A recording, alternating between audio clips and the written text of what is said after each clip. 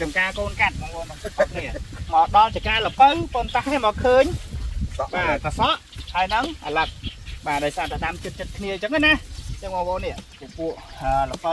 ចំការលពៅដែលបានប្រើប្រាស់ជាកសកម្មសញ្ញាតាមជើងមកបងប្អូនបាទមើលធំល្អខាងនេះវិញបងប្អូននេះលើកចង់រួចទេ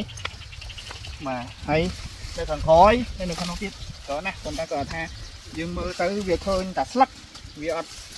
តែយើងទៅវែងមើលបានឃើញអញ្ចឹងណាបាទនេះគឺជាលទ្ធផលនៃការប្រើប្រាស់ជីកសកម្មសញ្ញាត្រាដើមឈើពីម៉ែបងប្អូនប្រើជាឈុតគឺល្អខ្លាំងតែម្ដងហើយ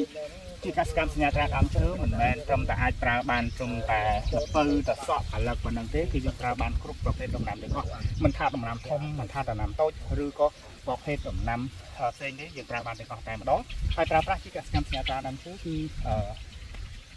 កាត់បន្ថយការចំណាយហើយទិន្នផលវាកើនឡើងខ្លាំងជាងមុនបាទអរគុណ